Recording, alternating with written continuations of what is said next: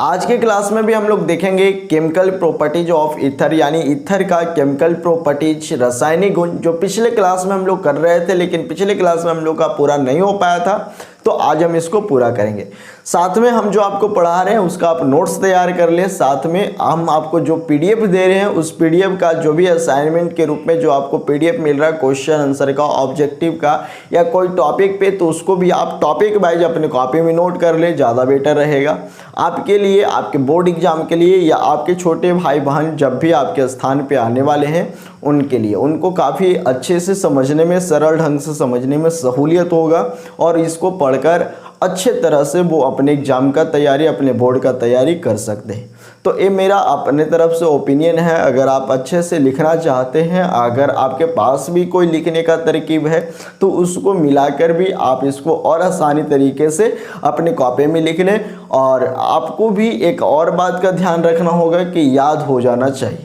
याद करने का तरकीब बताया है कि आपको 2 बार 4 बार 10 बार जितना बार आपको लिखना है उतना बार लिखिए, लिखते लिखते आपको याद हो जाएगा। और जब याद हो जाए तो आप उसको बिना देखे लिखे 2-4 बार, फिर आपको ऐसा याद होगा कि जीवन में कभी नहीं भूलिएगा। छोटा सा माफ़ी आप लोग से मांगेंगे क्योंकि हम लोग का क्लास थोड़ा सा गैप चल रहा है, डिले चल रहा है। इसके पीछे वजह यह है कि हम जिस जगह से आपको क्लास करवाते हैं उस जगह पे प्रॉपर नहीं रह पा रहे, जिसके कारण क्लास में देरी हो रहा है। तो इसके लिए हम आपसे माफ़ी चाहते हैं, लेकिन हम लोग का क्लास प्रॉपर होते रहेगा जब हम लोग सही ढंग से आ जाएंगे।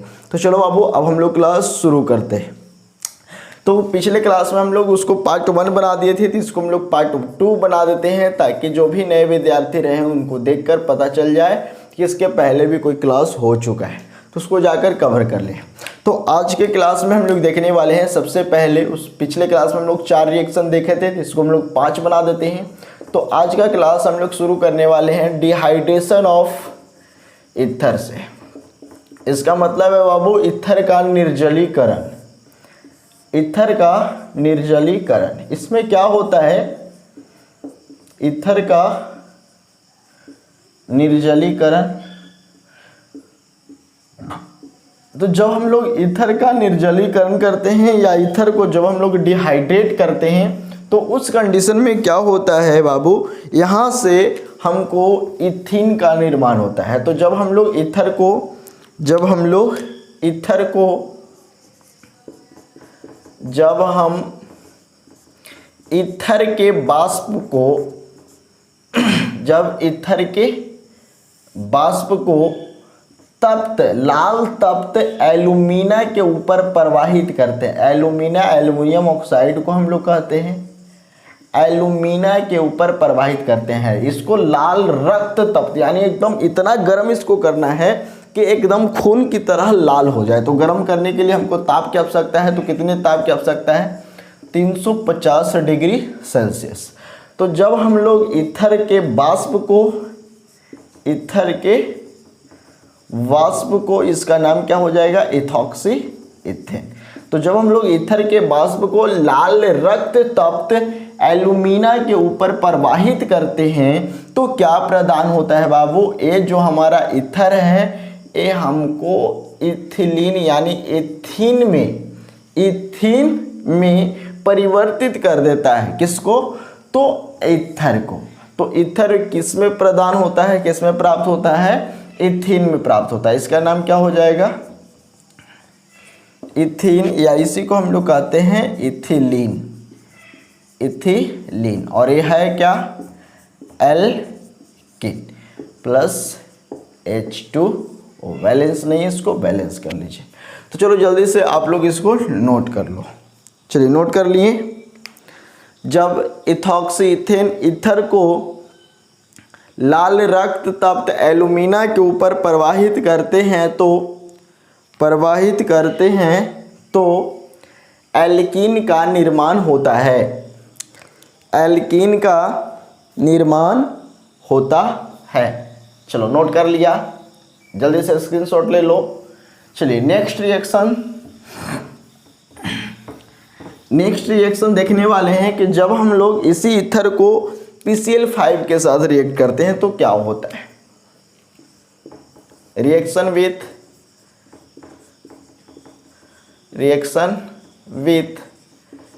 PCl5 यानी फास्फोरस पेंटाक्लोराइड। Phosphorus pentachloride. तो जब हम लोग ईथर को PCl5 के साथ हीट करते, गर्म करते हैं तो क्या प्राप्त होता है बाबू? यहाँ से आपको कभी भी सिखाए हैं PCl3 के रूप में ये टूटता है। तो यहाँ से जब PCl3 के रूप में टूटेगा तो ये किसके साथ ऑक्सीकृत होगा, साथ में C2H5 के साथ कौन, यहाँ से Cl2 आपको विभाजित होगा ना, तो यहाँ से Cl किसके साथ, C2H5 के साथ, प्लस में POCl3। तो इसका नाम क्या है? इसका नाम है इथाइल क्लोराइड। इथाइल क्लोराइड कहिए या क्लोरोइथेन कहिए, इसको हम लोग एल्काइल हैलाइड के रूप में कहेंगे, यानी एल्काइल हैलाइड का निर्माण होता है। और इसका नाम है बाबू फॉस्फोरिल क्लोराइड। फॉस्फोरिल क्लोराइड यानी जब हम लोग ईथर को, जब इथॉक्सी इथेन, इसका नाम क्या है? इथॉक्सी इथेन, और ये है क्या बाबू? ईथर। तो जब हम लोग ईथर को फास्फोरस पेंटाक्लोराइड के साथ गर्म करते हैं तो अल्काइल क्लोराइड तथा फास्फोरिल क्लोराइड का निर्माण होता है। एक बात यहाँ पर ध्यान देना है, आपको नोट में नीचे नोट कर लेना है। क्या नोट करना है? ये जो हमारा PCl5 है ये ईथर के साथ तभी रिएक्ट करेगा जब हम लोग हीट करेंगे, इसको गर्म अवस्था में लाएंगे। ठंडे अवस्था में ईथर PCl5 पर कोई प्रभाव नहीं लाता है, या ईथर पर PCl5 कोई प्रभाव नहीं लाता है। कब? जब ये ठंडा अवस्था में रहता है तब। तो इसको आपको ध्यान में रखना है, तो नोट बनाकर लिख लीजिए कि ठंडी अवस्था में PCl5 ईथर के ऊपर कोई प्रभाव नहीं डालता है। चलिए जल्दी से आप इसको नोट कर लीजिए, स्क्रीनशॉट ले लिए। नेक्स्ट रिएक्शन देखते हैं। इसमें हम लोग देखने वाले हैं कि जो एसेटल क्लोराइड है उसके साथ ईथर रिएक्ट कर क्या बनाता है। तो नेक्स्ट रिएक्शन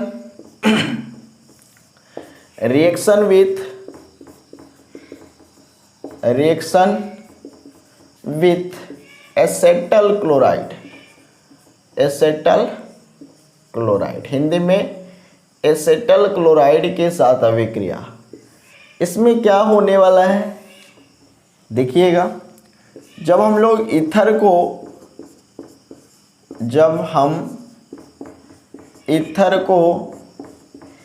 एसेटल क्लोराइड के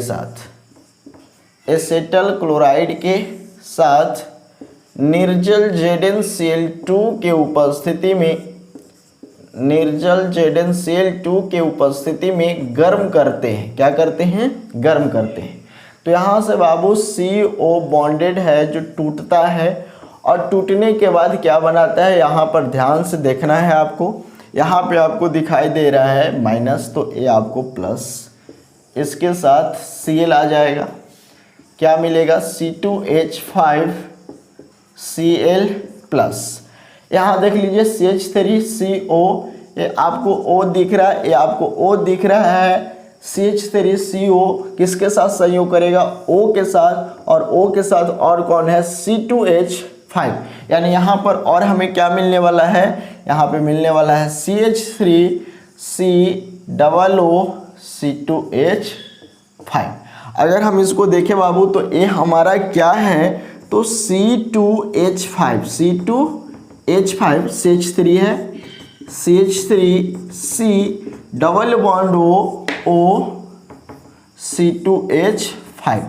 और जरा ध्यान से देखना, तो ये क्या है? इधर भी R इधर भी R। जब दोनों तरफ R होता था, बीच में दोनों O होता था, तो इसे हम लोग क्या कहते थे? ईस्टर कहते थे। यानी इसमें हम लोग को क्या प्राप्त हो रहा है? ईस्टर प्राप्त हो रहा है। तो जब हम लोग ईथर को एसेटल क्लोराइड के साथ निर्जल ZnCl2 की उपस्थिति में हीट करते हैं तो हमको ईस्टर प्राप्त होता है। क्या प्राप्त होता है? ईस्टर। अगर हम इसका नाम देखना चाहें तो इसमें हमको ए मिल रहा है हमारा ब्रांच के रूप में, तो इसका नाम क्या हो जाएगा बाबू? इसका नाम हो जाएगा इथाइल, इथाइल, और इसका नाम क्या हो जाएगा? इथेनोएट, इथेनोएट, या इसी को हम लोग कहेंगे एसीटेट, एसीटेट।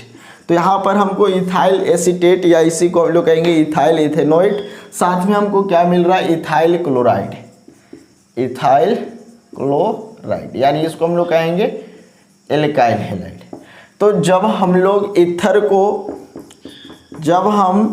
को इथॉक्सी इथेन को एसेटल क्लोराइड के साथ, एसेटल क्लोराइड के साथ निर्जल ZnCl2 के उपस्थिति में हीट करते हैं तो एस्टर का निर्माण होता है। किसका निर्माण होता है? एस्टर का निर्माण होता है। तो चलो जल्दी से आप इसको नोट कर लो, जल्दी से आप इस रिएक्शन को अपने कॉपी में नोट कर लीजिए।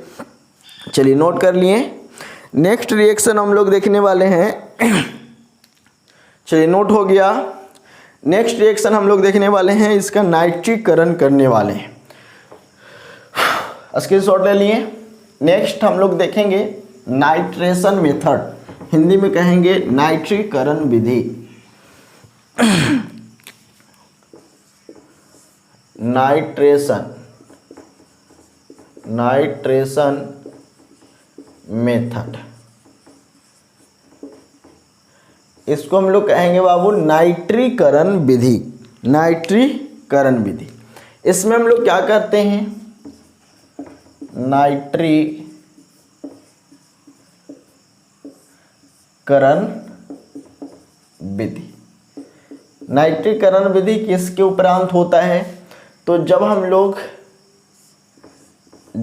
लोग एनिसॉल को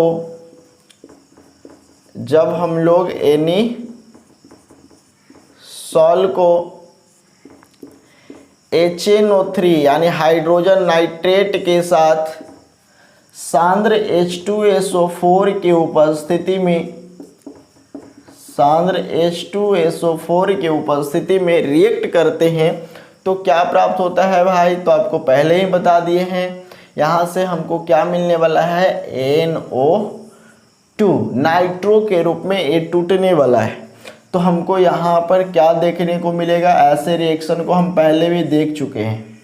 तो इस कंडीशन में हमको मिलेगा बाबू OCH3NO2, यानी ऑर्थो तथा पैरा एनिसॉल का निर्माण होने वाला है। OCH3NO2 plus H2O। तो ये हमको क्या मिल रहा है बाबू? ऑर्थो नाइट्रो एनिसॉल,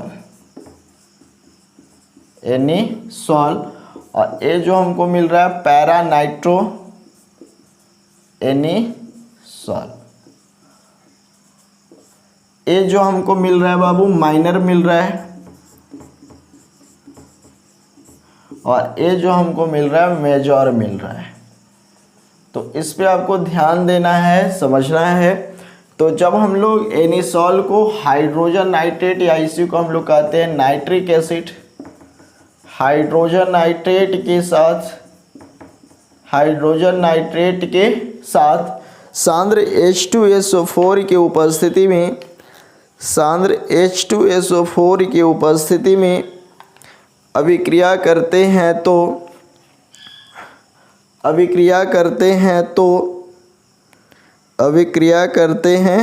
तो ऑर्थो नाइट्रो एनिसॉल तथा पैरा नाइट्रो एनिसॉल का निर्माण होता है। पैरा नाइट्रो एनिसॉल का निर्माण होता है। चलिए नोट कर लिए। जल्दी से आप इसका स्क्रीनशॉट ले लीजिए। स्क्रीनशॉट ले लिए। अब हम लोग नेक्स्ट रिएक्शन देखते हैं। नेक्स्ट रिएक्शन में हम लोग करेंगे इसका सल्फोनीकरण, सल्फोनीकरण।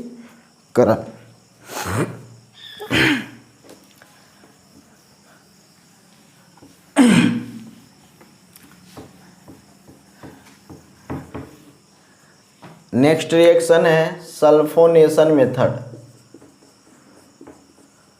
Sulphonation method. इसको हम लोग क्या कहेंगे बाबू? सल्फोनीकरण विधि, सल्फोनीकरण विधि। इसमें हम लोग क्या करने वाले हैं? इसका सल्फोनीकरण करने वाले हैं। तो जब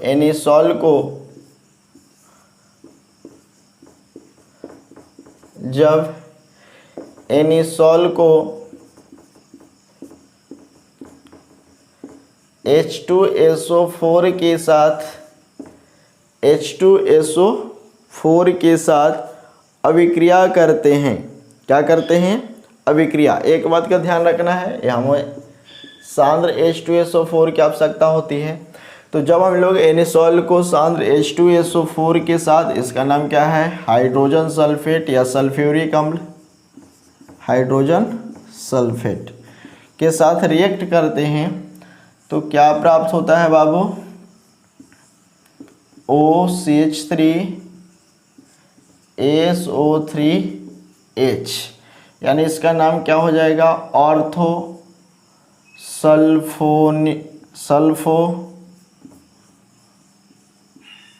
सल्फोनिक एनिसॉल तथा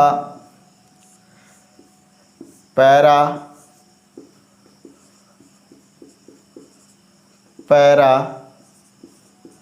सल्फोनिक एनिसॉल, सल्फोनिक एनिसॉल। साथ में क्या मिलने वाला है? H2O। बैलेंस नहीं है तो इसको बैलेंस कर लीजिए। तो ये हमारा हो गया बाबू सल्फोनीकरण। तो जल्दी से आप इसको नोट कर लीजिए, लिखेगा जब एनिसॉल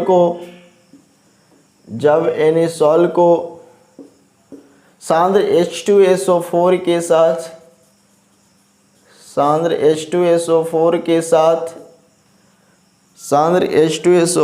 के साथ अभिक्रिया करते हैं तो ऑर्थोसल्फोनिक एनिसॉल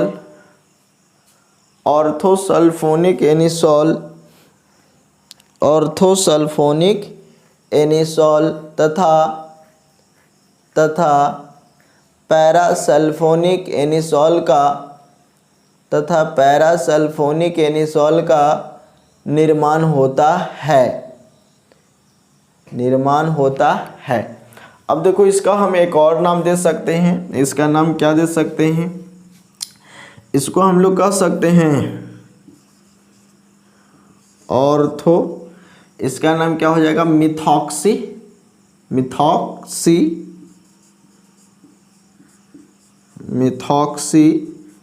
इसका नाम क्या है? बेंजीन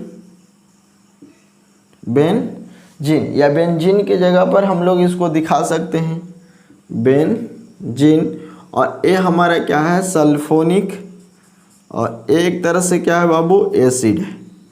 तो sulphonic acid, orthomethoxy benzene sulphonic acid. इसी तरह से अगर हम इसका नाम देखें तो क्या हो जाएगा? Para methoxy benzene sulphonic acid,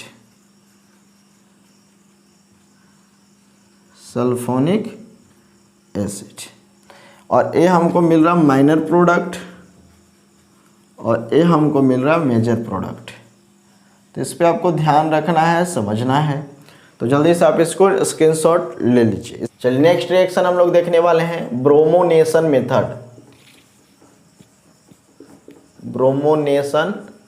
method.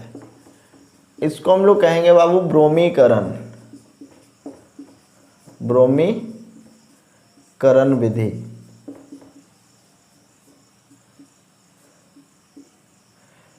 ब्रोमीकरण विधि, जब हम लोग एनिसॉल को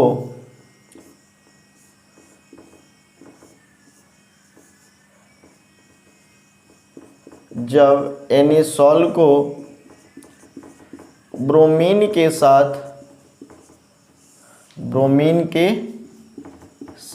CH3COOH या CH2 के उपस्थिति में, इसको हम लोग क्या कहेंगे, एसेटिक एसिड या कार्बन डाइसल्फाइड की उपस्थिति में अभिक्रिया करते हैं तो क्या प्राप्त होगा बाबू, OCH3Br plus OCH3Br plus HBr।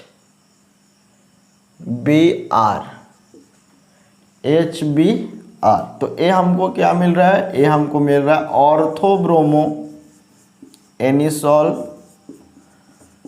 और ए क्या मिल रहा है बाबू, पैराब्रोमो एनिसॉल।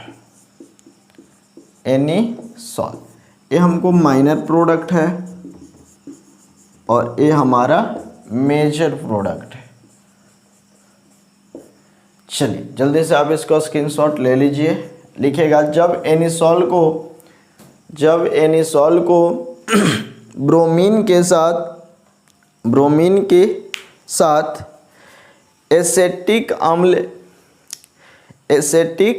अम्ल या CH2 कार्बन डाइसल्फाइड की उपस्थिति में अभिक्रिया करते हैं तो ऑर्थोब्रोमो एनिसॉल तथा पैराब्रोमो एनिसॉल का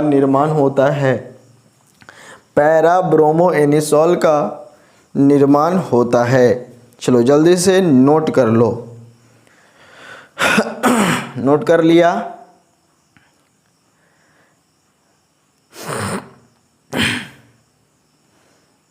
चलिए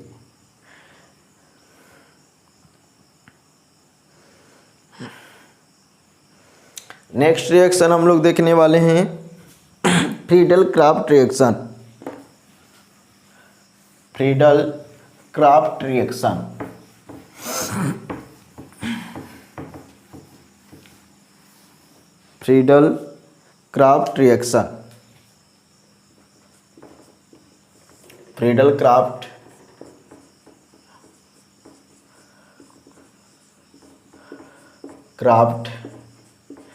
एल्काइलेशन रिएक्शन।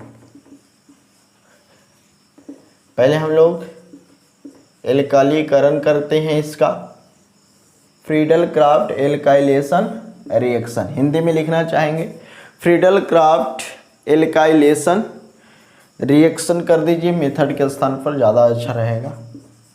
रिएक्शन,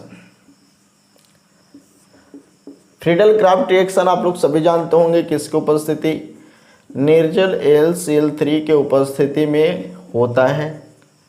साथ में हम लोग CH2 का भी प्रयोग करते हैं। एल्काइलेशन है तो हम लोग इसमें एल्कालीकरण करेंगे, और एक और हमको मिलेगा एसाइलेशन, जिसको में हम लोग एसिटिलीकरण करेंगे। पहले भी हम इस रिएक्शन को पढ़ चुके हैं। तो जब एनिसॉल को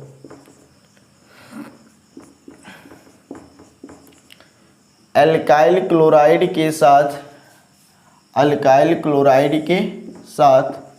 निर्जल AlCl3 के उपस्थिति या CH2 की उपस्थिति में अभिक्रिया करते हैं तो क्या प्राप्त होगा, यहाँ पे हमको मिलने वाला है OCH3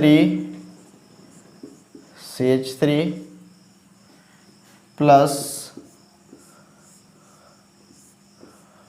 OCH3 प्लस HCl। तो ये हमको क्या मिल रहा है बाबू, ऑर्थोमिथाइल एनिसॉल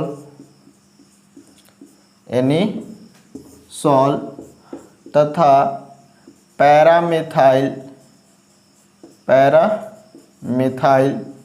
एनिसॉल। ये हमको जो मिल रहा है माइनर प्रोडक्ट है और ये जो हमारा मिल रहा है मेजर प्रोडक्ट है। अगर आप इसको बैलेंस करना चाहेंगे तो बैलेंस कर लीजिए। इसका नाम क्या है, एनिसॉल। तो ये हमारा है फ्रीडल क्राफ्ट एल्काइलेशन रिएक्शन, जिसको हम लोग हिंदी में कहेंगे फ्रीडल क्राफ्ट एल्कालीकरण विधि या एल्कालीकरण अभिक्रिया। जल्दी से आप इसको नोट कर लीजिए। लिखेगा जब एनिसॉल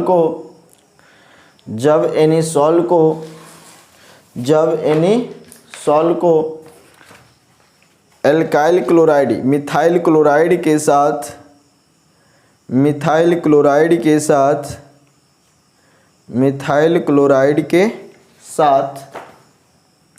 निर्जल AlCl3 या CH2 के उपस्थिति में अभिक्रिया करते हैं तो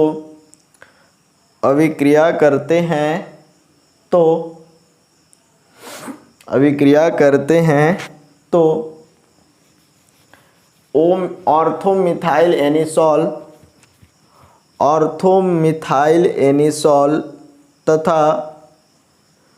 तथा पैरामिथाइल एनिसॉल का निर्माण होता है। यहाँ पर एक बात आपको और बता देना चाहते हैं, अगर हम इसको मेन मानते हैं तो एक 2 पे मिल रहा है, तो इसका नाम क्या हो जाएगा, 2-मिथॉक्सी। और आप इसका नाम जानते हैं, क्या नाम है, टॉलिन।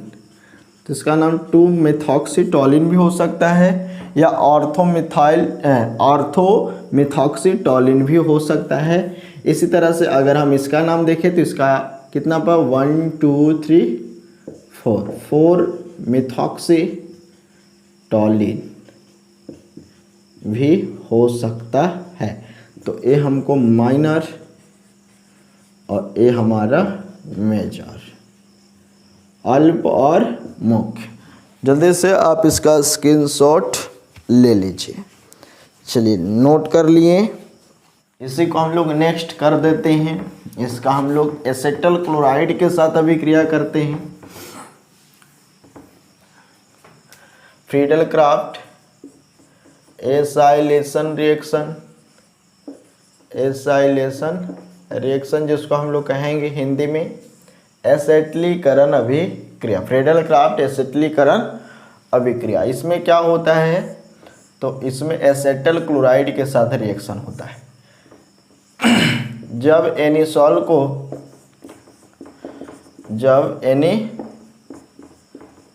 को एसेटल क्लोराइड के साथ निर्जल AlCl3 या CH2 के उपस्थिति में अभिक्रिया करते हैं तो क्या प्राप्त होगा, OCH3